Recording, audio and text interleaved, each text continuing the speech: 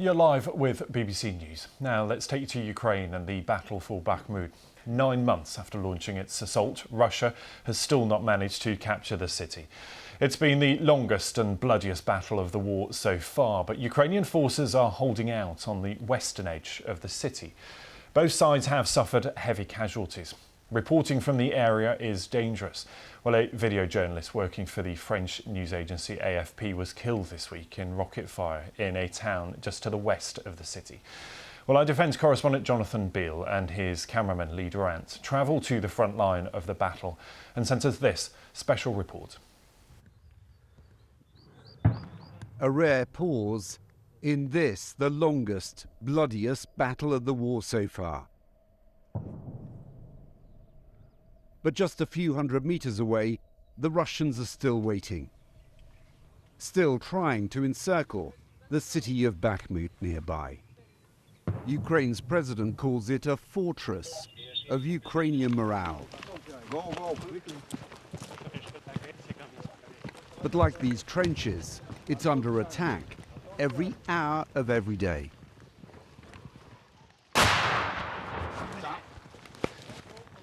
Go, go, go. There it is. Let's go down. Bakhmut's been under siege for more than 9 months. We'll have to wait a little bit. So we've been now shelled by the mortar. As you can see, it was pretty damn close. But Eugene demonstrates its continuing resistance. Let's go, quickly, quickly. Good, Johnny. So we're gonna shoot back right now. Try to kill some of them. Сука, запалили.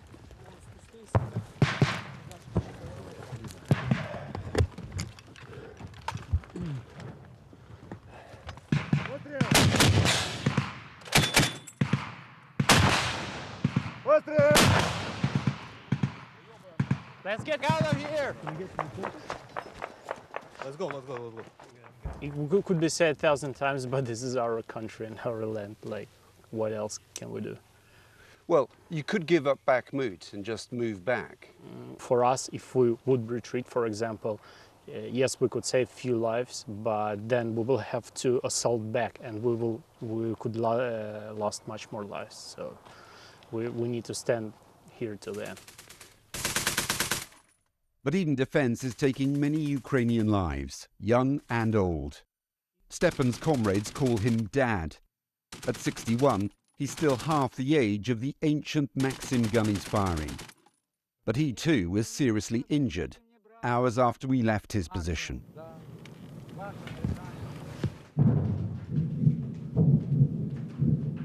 Too dangerous to enter into the cauldron of the city itself, we tried to get a view from the distance. This is it.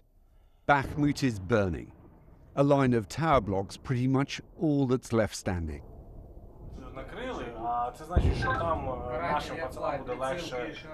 In a bunker, they direct artillery fire to support their infantry, their last line of defense on the western edge of the city.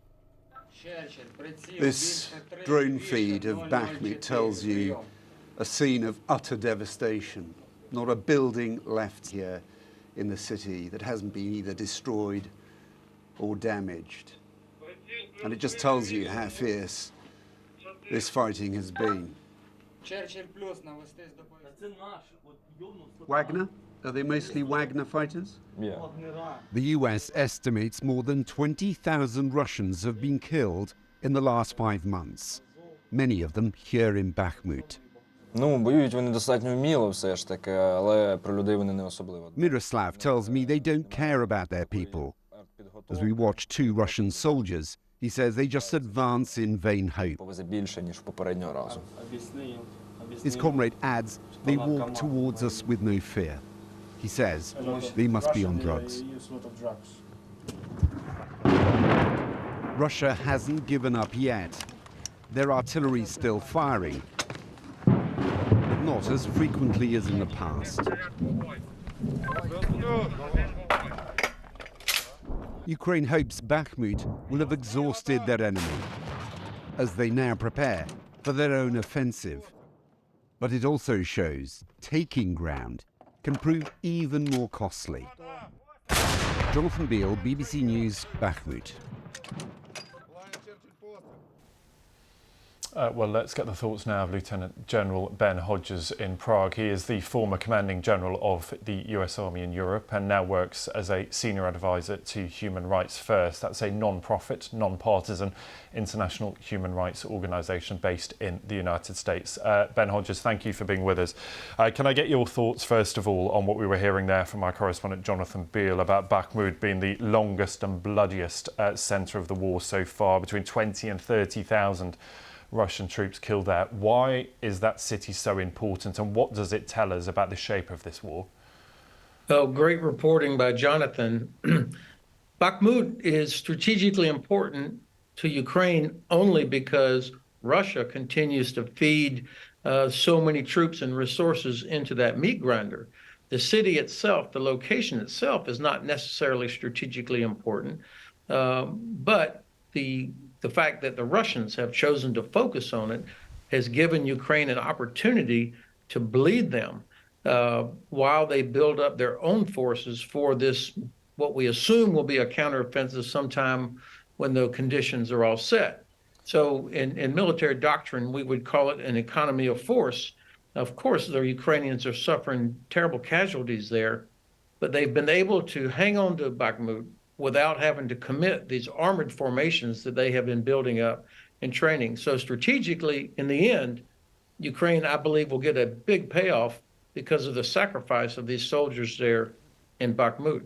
And given, therefore, what you've said, why does Russia simply not say it is not worth the cost in resources and in human lives and pull out? Even hearing from Ukraine saying the whole point of Bakhmut is to keep the enemy there. Why are they still there? Well, you've put your finger right on the biggest vulnerability the Russians are suffering, from which the Russians are suffering. It's the total incoherence inside their command structure. The result of that, of course, is an incoherent approach to this war. We all watched Mr. Prigozhin's rant the other day. He does not take any orders from General Gerasimov or Minister Shoigu, but yet he blames them for not providing resources. You've got Kadyrov, who's another one of these medieval warlords. So all of these different factions on the Russian side are not working together. They're not adhering to one sort of operational approach.